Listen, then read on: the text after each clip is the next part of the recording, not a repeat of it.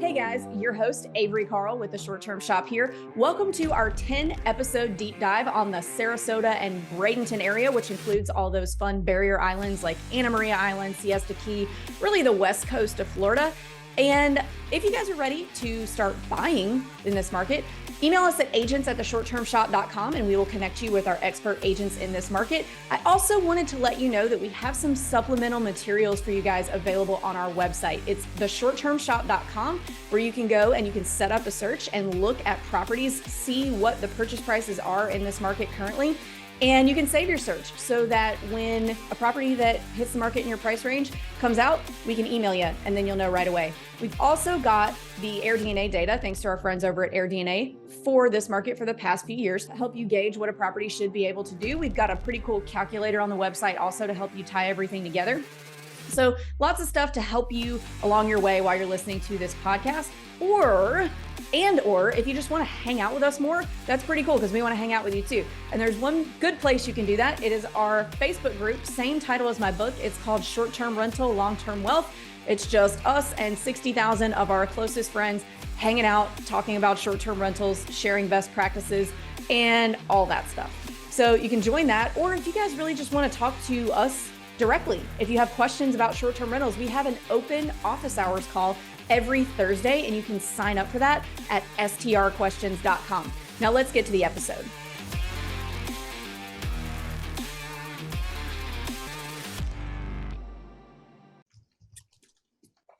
Hey guys, welcome back to another episode of the Short Term Show special episode series on the Sarasota and Bradenton markets.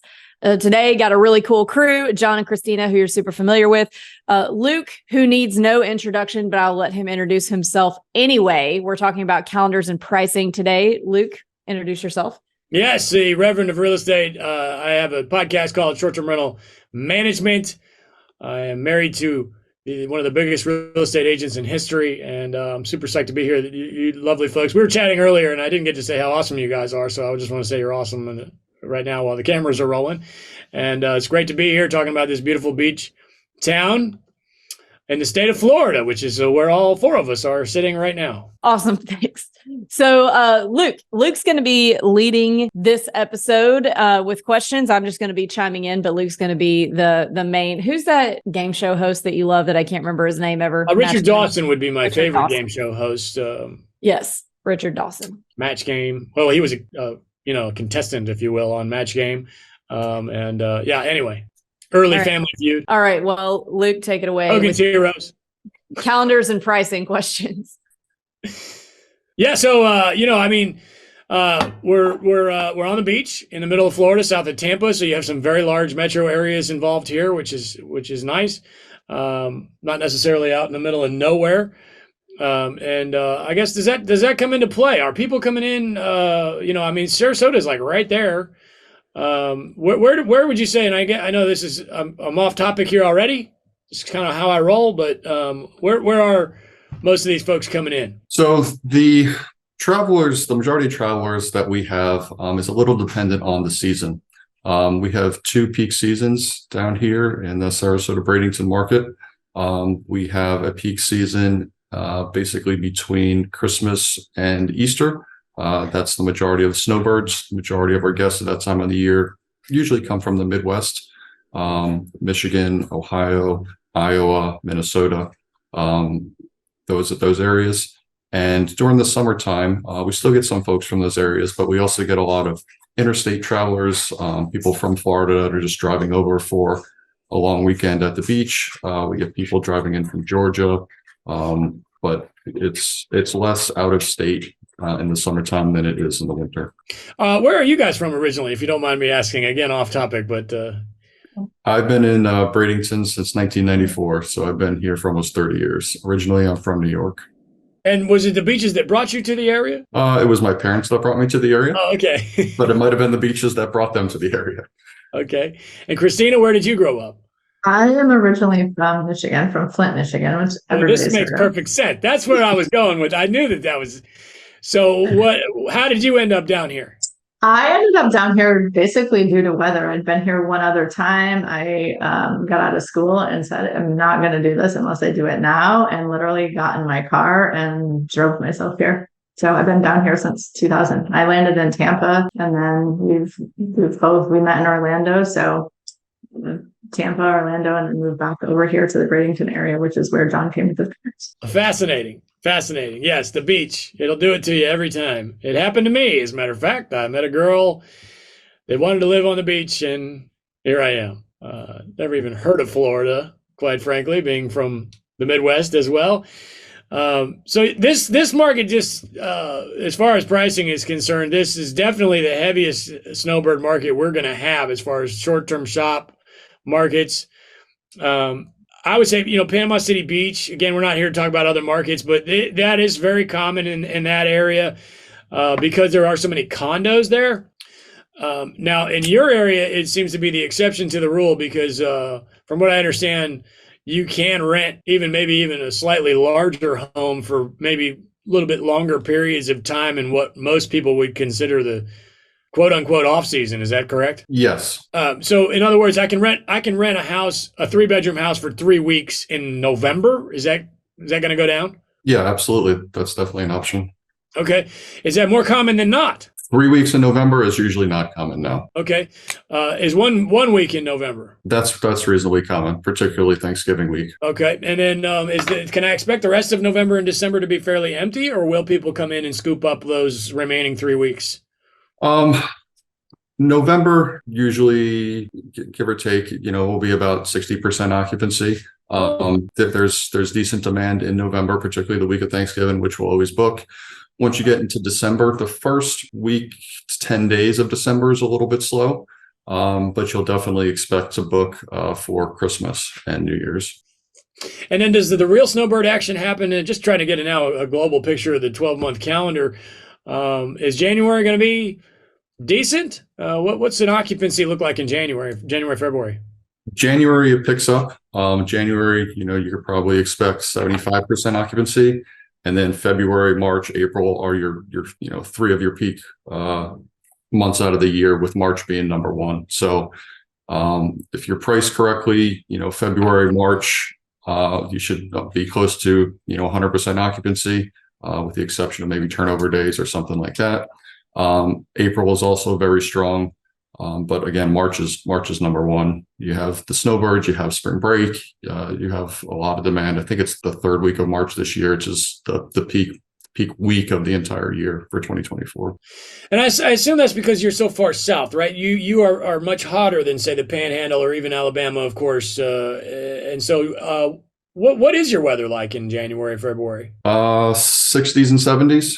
For the most part, basically 6 months out of the year, October through Easter, give or take, it's probably averages, I think, around 73 degrees. Yes, that's why. That's why we're getting so many people coming. And I don't want to make it sound like it's a big, huge rush here in the wintertime, but as opposed to where we live in, and much expect it to be totally empty with the exception of like a small condo and somebody with a lease for 3 months or something. In most short-term shop markets, you're probably looking at it being fairly empty in the wintertime. So that's definitely something to consider here in this market. And again, it's completely understandable being related to the weather. You're not going to get a whole lot of 75. I mean, it's not uncommon, but it's definitely not the norm. The Panhandle and Alabama beaches. So that does make perfect sense. And are you getting most of those longer, is it usually longer in February, January, February, or can it be a 2 or 3 day stay? It's mostly longer, and we set our minimum night stay for a longer duration. We kind of start with a minimum of a week for those times of the year. And we don't do like a Saturday to Saturday requirement like some people do. But usually they'll fill in pretty good. And then, if there's gaps, if there's orphan dates, we could obviously reduce our minimum night stay to kind of fill those gaps, but they almost always fill in. Are you getting it all from Airbnb and Vrbo? We do. And that's a little bit interesting too. During the winter months, the majority of our bookings come from Vrbo. And during the summer months, the majority of our bookings come from Airbnb. Not to start the Airbnb versus Vrbo conversation for the 2,400 millionth time. Why do you think that is? It's a different type of number, by the way. In case you were wondering, that's not a real number. But why do you think that is? It's a different type of traveler. In the winter months, the snowbirds are usually probably a little bit older in age. The older age group, I think, is more adapt to the VRBO. It's just a different traveler profile who is accustomed to using, VRBO versus the younger traveler profile that I think is more accustomed to using Airbnb. Yeah, I agree. Average age for a guest on Airbnb is 34. Average age for a guest on Vrbo is supposedly 47. I don't know if I believe that, because that would put me in that pretty close to that category. And I deal with my Vrbo guests on a daily basis, and I'm thinking, I don't think so. But just to, you're proving the point here that that's the type of person, and maybe somebody who's a little bit older and more mature in life, maybe has they're reaching kind of more towards retirement. They're going to be the ones that are available. It's just common sense to go away for 2 to 3 months in the wintertime when everybody else has to work. So does make perfect sense. Again, Airbnb versus Vrbo, a lengthy conversation. I have had several chats about that. I'm going to plug my podcast again, Avery Short-Term Rental Management, and we've done that on Facebook many times as well, on the Short-Term Shop YouTube channel. So does it ever, would you say March is when it kind of evens out into just being regular old vacations, 3, 4 night, 5 night stays? Or does it always stay kind of a little bit longer? It usually that stay usually drops. We have the peak in March. April is very good. May is where it starts to slow down. We see a big dip in May. Usually that's when like the snowbirds go home after Easter. It's not a huge dip, but it's definitely a valley. And then it picks back up in June and July.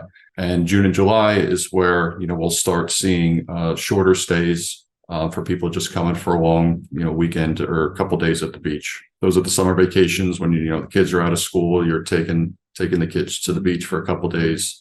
Again, a totally different traveler profile than, what you were seeing a few months before in February, March. There's a big difference between all our other our other beach markets, because they really do kind of shut down in slow season. I can expect my beach property, left-hand corner of Florida, and I can expect those to be vacant. I mean, like pretty much, I'm having to send the cleaner every 3 or 4 weeks to clean up the dead bugs, right? In the wintertime.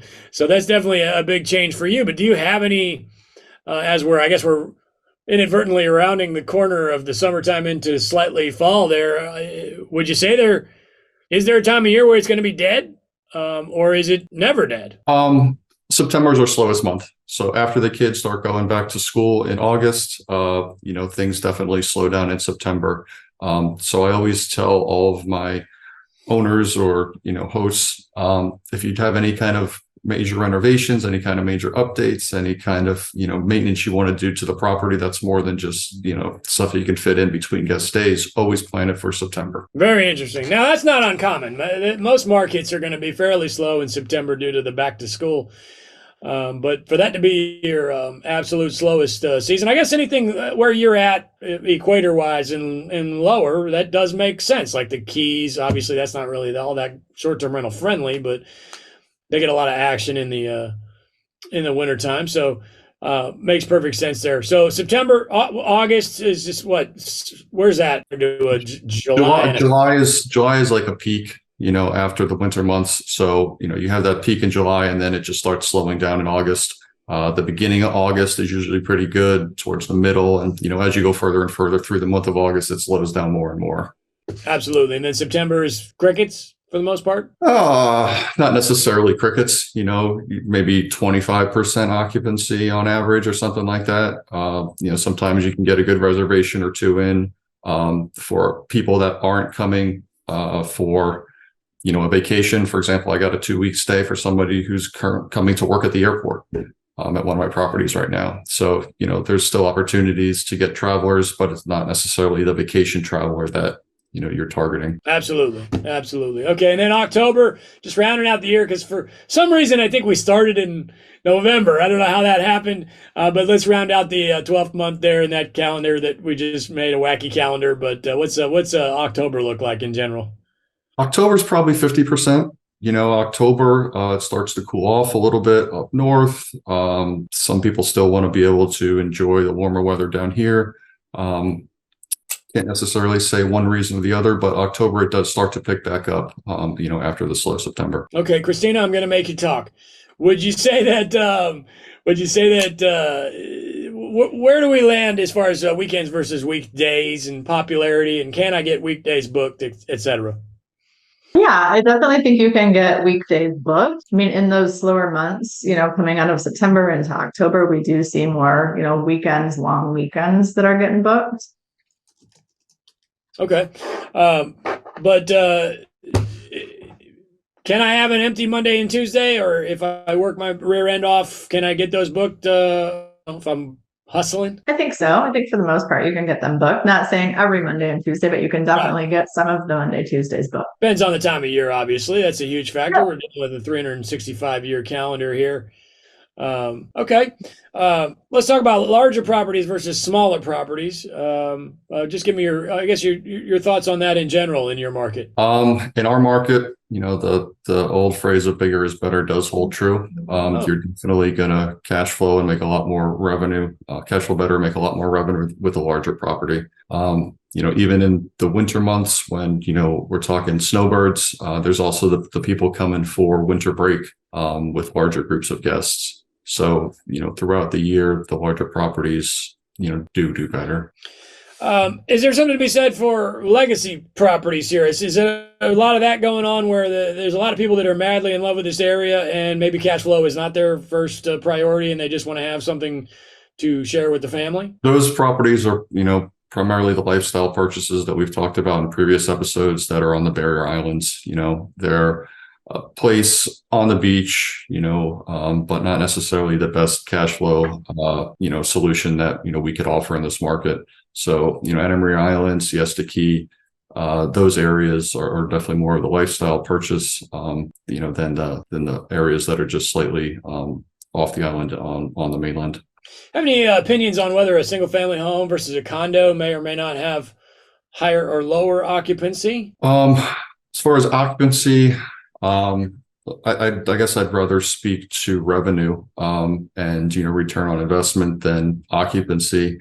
And, for the most part, condos, in this market are kind of break-even investments. They go with that lifestyle purchase of even a single family home on the barrier islands of Siesta and Anna Maria. There's occupancy, there's a lot of demand for them in the snowbird months. But, during the summer months, people usually are bringing their families. So a 1-bedroom condo or a 2-bedroom condo isn't as in demand as a, single family home with a pool. Yeah. And also here, like condos off the beach, majority of them are HOAs where you can't rent. So, and you're kind of falling back to the island where it's more of a luxury or lifestyle purchase. So not as common as other areas where you can definitely rent and make money. But I mean, there's nothing wrong with that, right? Like, let's say my family just wants to buy a condo on the beach, and the house husband can run the property from Vrbo and that kind of thing, and they can go there whenever they want. There's nothing wrong with that. Yep. No, Agreed. absolutely not. We definitely have those types of customers as well. They want their house on the beach so they can use it a couple weeks out of the year. Beyond that, it'll pay for itself. And you could have a beautiful place to enjoy, but it's just not going to be the place that you could retire off the revenue from. Right. It's kind of like a boat, but not Exactly. as difficult on the wallet. You don't drive that thing off the lot. But okay. What about lead time? A lot of markets obviously we're noticing less lead time 23 than ever before. What would you have a speech for me on that topic? Just like other markets, lead time has, shrunk for the most part. Lead time for the winter months, for February, March, April, is still much larger than it is for the summer months. For the winter months, people can book those 12 months in advance. We'll see people who are checking out, in February or March, wanting to rebook, as soon as they leave or while they're still there. And, with a 12-month rolling calendar, they obviously can't book, for the week they're there, and they haven't checked out yet. So we definitely see a longer lead time in the winter months. For June and July, those reservations are normally made February and March. So maybe about 90 days out, 60 to 90 days out. And then it usually slows down for a little bit, and then it'll pick back up maybe a month prior to the check-in date. So we'll see a peak demand 60 to 90 days out, and then it'll slow down, and then it'll pick back up as those dates come closer. Are you using Price Labs for all of this? Of course. Yeah. I'm brand new. I've never heard of Price Labs. Give me a rundown on how you would handle that as far as base min max prices and adjusting minimum night stays, etc. So Price Labs is a dynamic pricing tool that has an extremely large amount of power. There's a lot of customizations that you can do in there to, adjust the things like you're saying. Normally, we set our minimum night stay for over 120 days out to 7 nights. Between 90 days and 120 days, I think we reduced that to 5 nights. Between 90 days and 30 days, we just reduced that down to 4 nights. And then 30 days or less, we adjust that down to 3 nights. One thing that we do, which you kind of touched on before, is we try to protect our weekends and sell our Mondays and Tuesdays. So we have premiums that we charge for our weekend nights and discounts that we give for our weekday nights. So for example, Thursday, Friday, and Saturday night, I might boost 10% over what Price Labs recommends. But Monday night, Tuesday night, and possibly even Wednesday night, I might reduce it by 5 to 10% over what Price Labs recommends. And I do that because I know my weekends are going to book a lot of these times of the year. But I'm trying to sell those Monday, Tuesdays, like we were talking about before. So I'll discount those a little bit to try to get people to either choose those dates for their holidays or extend their stay throughout those days, just to try to keep the calendar full. Yes, and for those that don't know, Price Labs, there's other options. There's a Wheelhouse, Beyond Pricing, but most folks in this business, for whatever reason, use Price Labs, and just because it's awesome, and you can do all of that. You can set the price. The week price is higher on Price Labs than the weekdays and all sorts of stuff. Of course, the biggest thing there, again, with Price Labs is don't become dormant. You have to completely, you gotta change things around often. Price Labs does have their own YouTube channel. I hate to say this, Price Labs, but your YouTubes are really boring. But they are there and they're useful. And of course, pricing does get brought up in this business quite often. I talk about it all the time on my podcast, which is called Short-Term Rental Management. I'd love to have you check that one out if you haven't heard of that one. My third plug on that, I think, if anybody's counting. But just, all that to be said, interested in having your own Airbnb, quote unquote, there's a lot of tools out there that will, for the most part, handle a lot of that stuff for you. And when I say that, I don't want anybody, if you're brand new to real estate, never heard any of this stuff ever, none of it is set it and forget it, right? You got to get in there, and you're a property manager, but that being said, it can be fun for the right candidate. Make sure you do spend some time on YouTube, know what you're getting yourself into, like buying a camera. Do you want a little point and shoot camera that you just take a picture and go? Why do you even need that if you have a cell phone? Or do you want like a big, awesome $6,000 camera that's going to take you a whole lot of research to figure out how it works? I don't know if that's the exact analogy I was looking for, but if you're going to do this and you want to have your own quote unquote, Airbnb vacation home, can totally be done. It's actually, again, I hate even saying this, but it's fun. It is. I enjoy it. Now, I don't enjoy it when my guests are crapping all over me, which does happen. But then you get the guests that propose marriage in your house, and they send you a picture of the ring, and that is awesome. Stuff like that. And of course, then you get to take your own family there and use it. Avery, what am I missing here? I feel like we've covered basically the entire calendar year for one thing. Yeah. So maximum night stay, minimum, like what are the normal, just regular high season number of night stays that you see? And at what point do we need to start lowering prices if things aren't getting booked up for the high times? That's a good question. How long do you wait until a July night doesn't get booked before you'll kind of, put it on sale? For July, I'll usually start discounting it about 2 weeks out. For February, March, April, probably about the same. Yeah. Okay. 2 weeks. I think I agree with that. 2, maybe 3. Yeah, maybe 3. Because then you start getting them a little bit too close in those desirable. Which, and again, John, it's not common that you're going to get that close to a July night and not be available. That's very uncommon.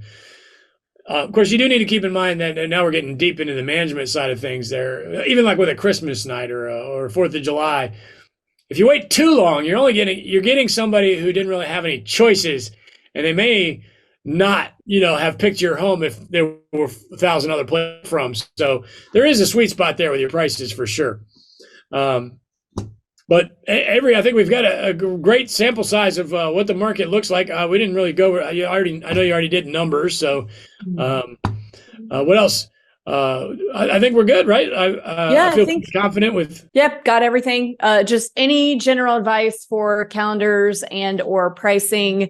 Always use Price Labs, guys. You can't roll without Price Labs. So I think that's it. And guys, if you just want to learn more about short-term rentals with us, there's a few ways you can do that, a few ways you can access all of us. One way is to join our Facebook group, same title as my book, called Short-Term Rental, Long-Term Wealth. Another way is to join one of our weekly Thursday live Q&A calls with myself and Luke. You can sign up for those at strquestions.com. Or if you're ready to just jump straight in and buy in this market with John and Christina, you can email us at agents@theshorttermshop.com and we will get you connected. Thanks, everybody.